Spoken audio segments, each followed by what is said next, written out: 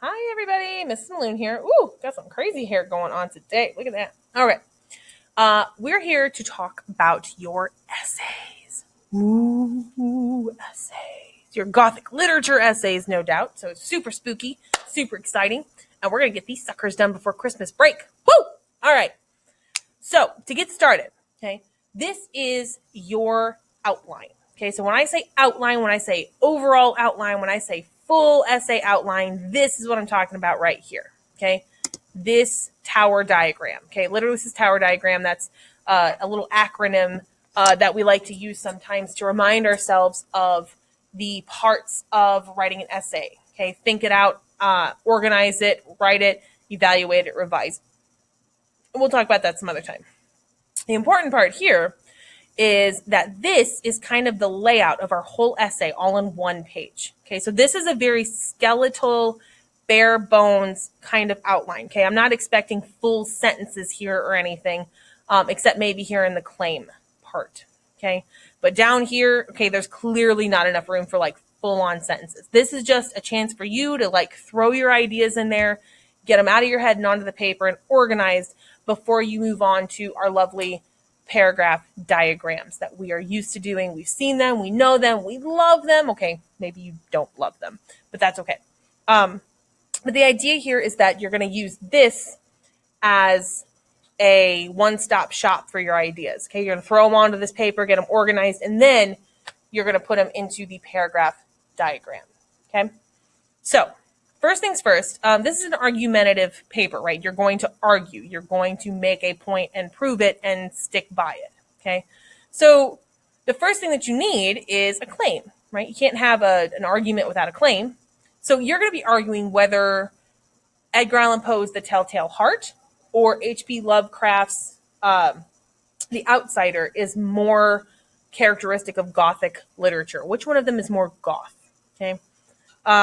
So I don't really care which side you pick as long as you support it with evidence from the text. Okay, this is going to be really good practice for our common assessment when you guys come back from break. Right, so we're going to try and get one of these under our belt before I expect you to like write one that other people are going to see and all that kind of stuff. Okay, so you need a claim. Well, it doesn't really matter which side you pick. Right, for the purposes of this demonstration, I chose this.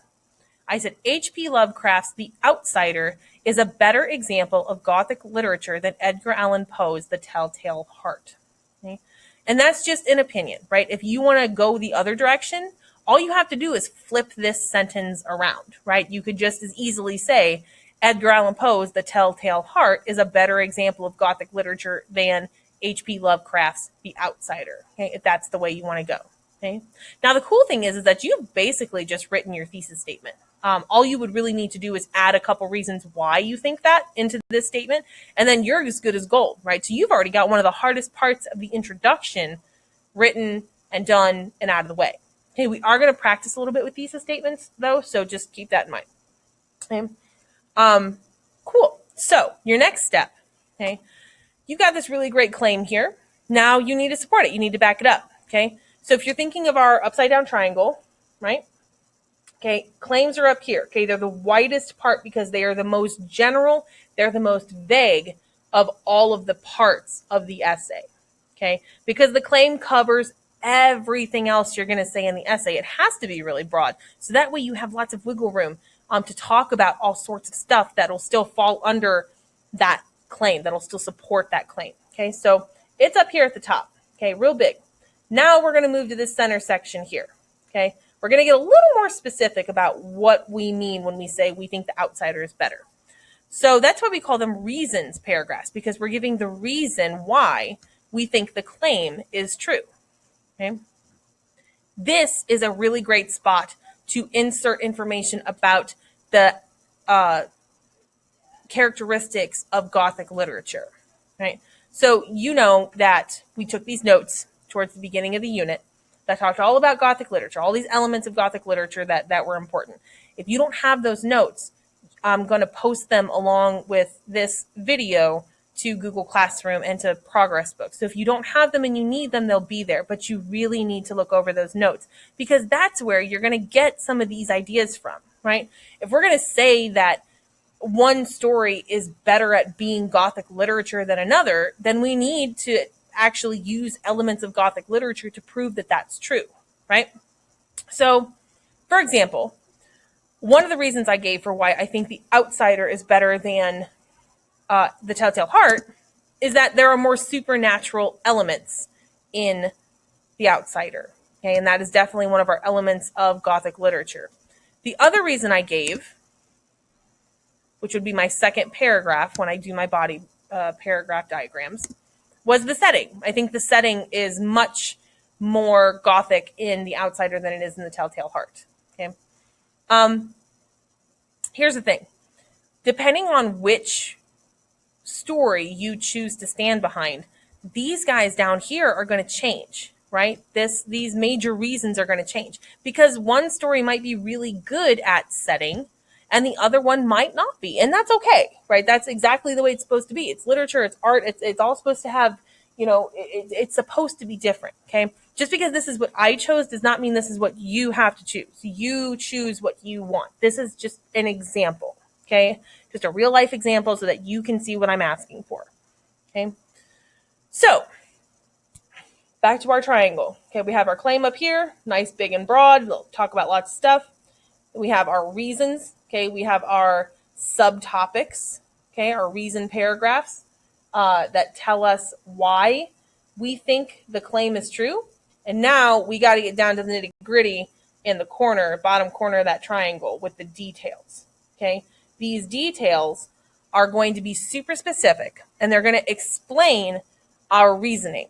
Okay, if I say there are more supernatural elements in The Outsider than there are in The Telltale Heart, that's fine, but I need to prove that.